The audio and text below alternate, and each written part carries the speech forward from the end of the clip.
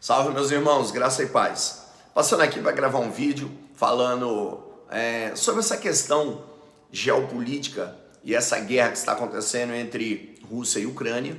Fazer uma análise, já que foi a pedido dos meus alunos do curso de teologia, alguns pedindo um esclarecimento, se essa guerra tem alguma coisa a ver com a Terceira Guerra Mundial, vinda de Cristo, período do Anticristo, questões escatológicas. Vamos fazer uma análise do cenário global aí em torno desse assunto, ok?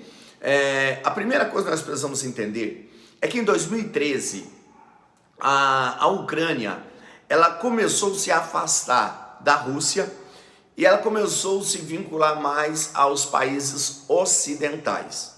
Isso porque o presidente da Ucrânia anterior a esse, ele era mais vinculado, ele era mais dado para o lado da Rússia.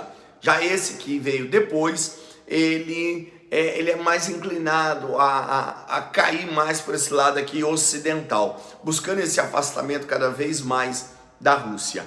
Bem, mas para você entender o teor desta guerra, dessa luta, dessa batalha toda que está acontecendo, vamos voltar aqui num ponto. Assim que a União Soviética se desfez em 1991. Quando nós falamos da Rússia, capital Moscou, quando nós falamos da Rússia, a parte superior dela, tem determinada época do ano que o mar fica todo congelado, todo. Com isso, a questão de navios, importação, exportação fica mais complicado. Mas no período da antiga União Soviética, uma região que até 2013, 2014 mais precisamente, pertencia à Ucrânia, uma região chamada Crimeia. A Crimeia, ela tem o seu oceano, e o oceano dela, suas águas são quentes, quando as águas russas estão congeladas em um certo período do ano. Essas águas da Crimeia, elas são quentes. Por isso, os navios entram e saem com facilidade, sem problema nenhum. E a Crimeia, ela fica bem localizada entre Ucrânia e Rússia. Quando a União Soviética se desfez, a Rússia permite que a Crimeia permaneça com a Ucrânia, porque até então o presidente da Ucrânia, os líderes da Ucrânia, sempre foram conectados com a Rússia. Então, de qualquer maneira, a Crimeia fica com a Ucrânia, mas a Rússia tem liberdade para seus navios entrar ali no período em que o mar russo lá em cima está congelado, na parte próxima aos portos e etc. Cá embaixo fica tudo tranquilo. Na Crimeia, em águas quentes, os navios entram normalmente, em águas não congeladas no caso. Então, estaria a Crimeia pertencente à Ucrânia, mas com essa ligação com a Rússia, então a Rússia usaria o mar da Crimeia normalmente. Quando chega 2013, o presidente da Ucrânia começa a se afastar da Rússia. E esse presidente começa a se aliar com os países ocidentais. Aqui a Rússia já acendeu um alerta, já ficou preocupada. Esse aqui é o primeiro ponto. E aí em 2013 começa aí o princípio de uma guerra. Em 2014 acaba que a Rússia ela vai anexar a Crimeia como sendo um território russo. Então um estupim aqui já foi acendido entre Ucrânia e Rússia, ok? Aqui tem um ponto de partida para essa confusão. Outra coisa a se analisar é que a Ucrânia ela é um bom ponto de partida para se entrar na Rússia, de maneira que a Ucrânia, estando aliada, amiga de países ocidentais, isso para a Rússia representa uma insegurança, representa um perigo, porque a Ucrânia é uma excelente entrada se quiserem fazer uma invasão russa.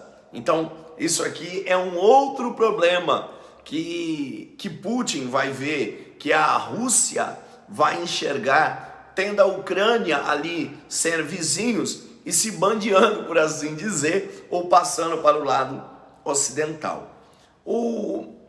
A crise se intensifica ainda mais quando aí no início dessa semana, no fim da outra, né, nós vimos a Rússia pegar duas cidades, fronteiras entre Rússia e Ucrânia, e essas duas cidades, Donetsk e Luhansk, Luhansk, na verdade, essas duas cidades, elas tinham muitos moradores, muitos cidadãos russos, mas elas pertenciam à Ucrânia.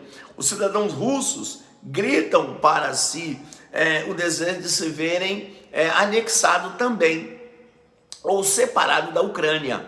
Ora, é óbvio que a Rússia influenciou, né, para esse grito de liberdade, esse grito de busca por querer se desvincular da Ucrânia. E aí Vladimir Putin vai lá e assina um decreto, ele vai lá e reconhece Donetsk e essa cidade de Luhansk como sendo livres, no caso, reconhece elas como sendo cidades independentes da Ucrânia. Ou seja, o problema só vai se intensificando. Aí a Rússia, olha só, quando que a Rússia decidiu invadir a Ucrânia? Depois da Ucrânia, após essa união com o Ocidente, após a Ucrânia ela abre mão de todo o seu poderio, a Ucrânia chegou a ser o terceiro maior país em armas nucleares. Aí a Ucrânia decide entregar todo o seu armamento, isso com participação da ONU, com participação da OTAN, que é aquela organização do Tratado do Norte, pedindo que eles abram mão de toda a sua força, suas armas poderosíssimas, por sinais, nucleares. Para onde foram essas armas nucleares? Estavam na mão de quem? Caiu tudo na mão dos Estados Unidos da América. Aí logo após eles perderem, ou eles primeiro perdem esse poderio nuclear, quando eles perdem esse poderio nuclear, a Rússia começa esse processo aí, ou conclui esse processo de invasão. Aí duas coisas a se pensar aqui. Primeiro, você já pensou se a Ucrânia ainda estivesse com o seu poderio nuclear? Claro que aí a coisa poderia ficar mais terrível ainda, né? Porque a Ucrânia poderia usar, já que tinha em mãos essas armas nucleares. Isso poderia acelerar o processo para desencadear e de repente até uma terceira guerra mundial. Mas aí a Ucrânia foi desarmada. Mas não é no mínimo suspeita que a Ucrânia tenha sido totalmente desarmada do seu poderio nuclear? E a partir daí a Rússia começa essa invasão desse nível? Ou é só coincidência? Ou simplesmente veio a calhar, Putin simplesmente olhou e disse, olha, aproveitar que eles não têm o armamento nuclear deles mais, que eles renderam, entregaram isso tudo, e vamos invadir. Então será que é só uma coincidência? Ou foi tudo orquestrado, planejado? Quem lembra da chamada Guerra Fria, foi aquele período de guerras que houve após o fim da Segunda Guerra Mundial, de um lado a antiga União Soviética, encabeçada por Rússia, principalmente, do outro lado, Estados Unidos. Essa Guerra Fria, naquela época, os agentes secretos, seja da KGB, lá na Rússia, os agentes da CIA, se infiltravam em um país, no outro, tentando descobrir qualquer possibilidade de um se levantar contra o outro. E houve aquela guerra nos bastidores, sem que houvesse o disparo de uma arma, mas um tentando minar o outro, aquela corrida espacial para quem chega aos céus primeiro e etc. Ou seja, no período da Guerra Fria, você vai ver aí esse conflito entre Estados Unidos da América e a Rússia, ou a antiga União Soviética, esses agentes todos infiltrados e atuando nos bastidores. A verdade é que nos dias atuais, você acha que um poderio militar como a Rússia, um poderio militar como Estados Unidos, China e tantos outros aí, você acha que eles não têm essas manobras secretas acontecendo? E inclusive até de um instigar o outro e influenciar o outro em certas atitudes? Existe gente da Rússia que pode estar influenciado na América, gente da América influenciado com a Rússia, enfim, para gerar essas situações. No caso, isso falando dessa possibilidade de o desarmamento nuclear da Ucrânia ter sido novamente previamente ter sido premeditado, exatamente para quando eles abrirem mão disso, a Rússia fazer o que fez. Então, assim, é uma questão a se pensar. Isso aqui é uma conjectura. Agora, a verdade é que a Ucrânia é uma porta de entrada para chegar na Rússia. E quem dominar a Ucrânia teria uma facilidade para entrar na Rússia. Outra questão a ser analisado é que agora Vladimir Putin, o que ele faz? Ele pede que os militares ucranianos deponham suas armas. Outro pedido que foi feito hoje, sexta-feira, dia 25, né? Hoje, dia 25, outro pedido que a Rússia fez, o Putin fez o quê?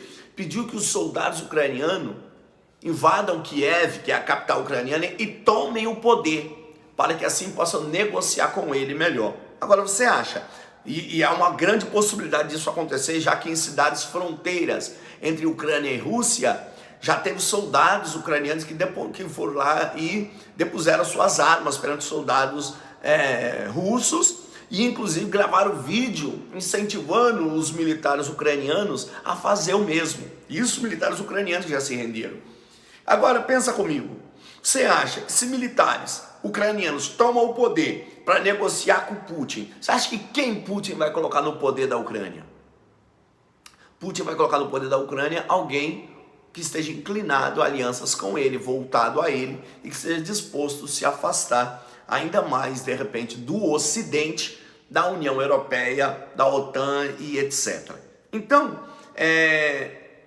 esse poder, quando ele for restituído à Ucrânia, porque é certo que Putin vai tomar isso daí. Por quê? Porque eu não vejo os Estados Unidos interferindo, eu não vejo, não como deveria, eu não vejo a Inglaterra, eu não vejo a União Europeia por meio de Macron, ou partindo de cada presidente ali da Europa, né? Aí o Macron é presidente, além de liderar a União Europeia, ele é o presidente da França.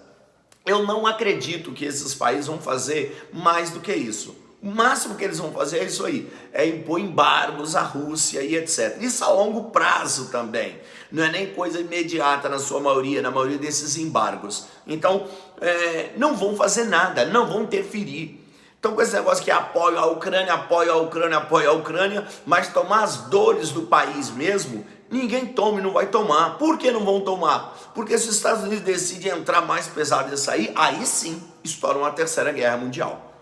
E uma terceira guerra mundial hoje não é interessante para ninguém. E Vladimir Putin, ele é um estrategista militar. Ele sabe disso. Ele sabe que uma terceira guerra mundial não é interessante para ninguém. Por isso que ele lançou essa frase logo no início da semana, dizendo que ele ia tomar uma atitude deliberada, uma ação, e que se alguém interferisse e iriam enfrentar ações que nunca viram nos últimos anos. Ou seja, ele jogou no psicológico da galera. E a galera caiu igual um patinho. Os que queriam cair, outros já tudo manipulado já.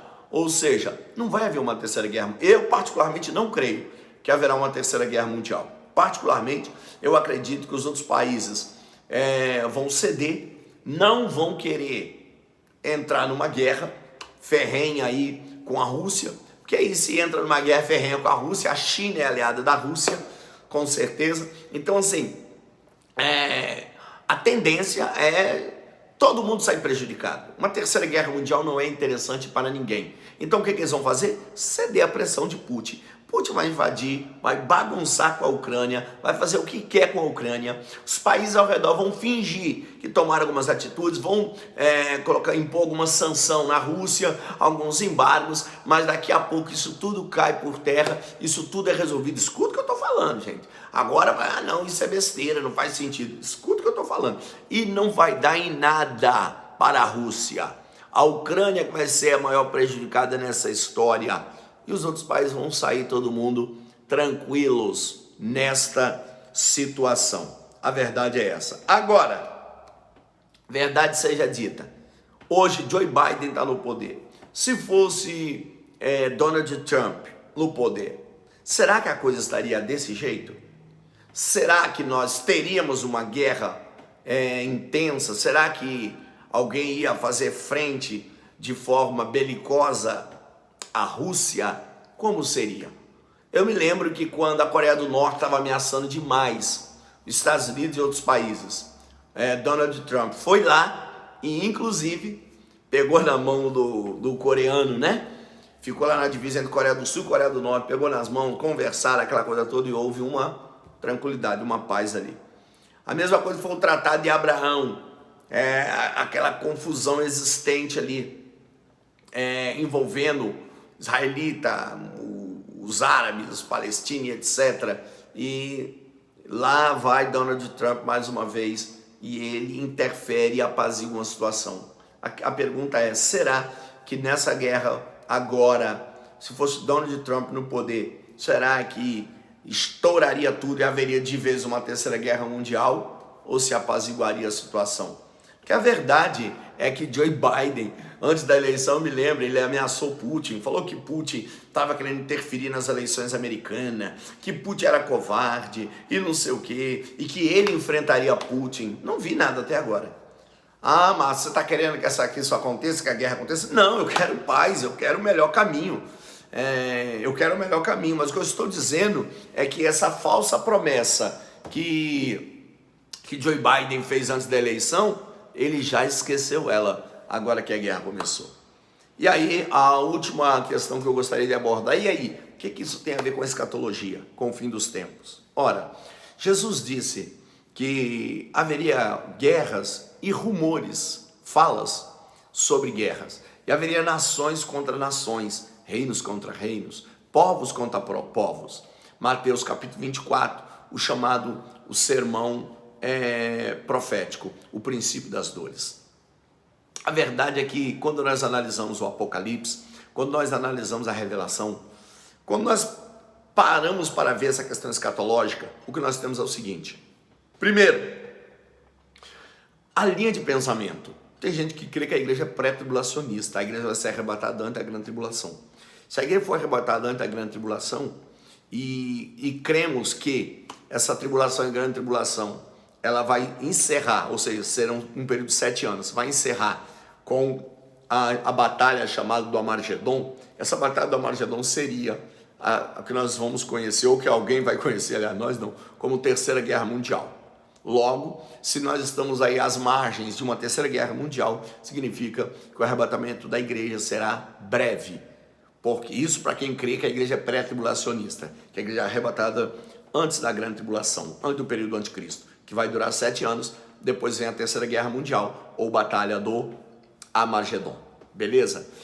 Se a igreja for mid-tribulacionista, se acredita que a igreja vai ser arrebatada no meio da grande tribulação, isso significa que nós estamos aí, talvez já dentro desse contexto, já no meio dessa tribulação, e essa tribulação também, ela terá o seu ponto culminante com o estouro da Terceira Guerra Mundial. Ou seja, isso significaria que nos próximos, aí se nós estivéssemos dentro da tribulação, já, se a igreja for mid-tribulacionista, significa que nos próximos meses ou anos poderia acontecer essa Terceira Guerra Mundial. Mas para acontecê-la, a igreja teria que ser arrebatada. De qualquer maneira, a igreja estaria na iminência de ser arrebatada a qualquer momento.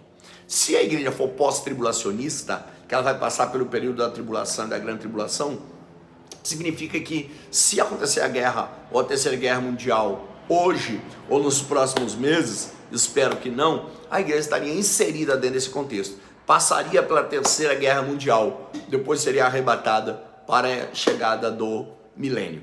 E aí tem a questão de quem é pré-milenarista, quem não é, e dizer, milenarista, não vou entrar no X da questão. A verdade e a questão aqui que eu quero enfatizar é que se a igreja é pré, é mid ou é pós-tribulacionista, ela estaria bem próximo, ou estaria bem próximo a um acontecimento chamado arrebatamento da igreja. Isso se partimos da ideia que a Terceira Guerra Mundial, ela tem como estupim esse acontecimento que envolve hoje a Rússia e a Ucrânia. Então, se a Rússia e a Ucrânia é o estupim para a Terceira Guerra Mundial, e se a igreja ela é pré, mid ou pós-tribulacionista, significa que nós estaríamos bem próximo do arrebatamento, ok? Mas isso são coisas a se pensar, é conjectura. A escatologia fim dos tempos e etc., ninguém tem a resposta exata para esses acontecimentos. O certo é, Jesus vai voltar. Por isso, esteja preparado. Oremos pela paz do Brasil e do mundo, oremos pela Ucrânia, oremos pela Rússia. Deus te abençoe.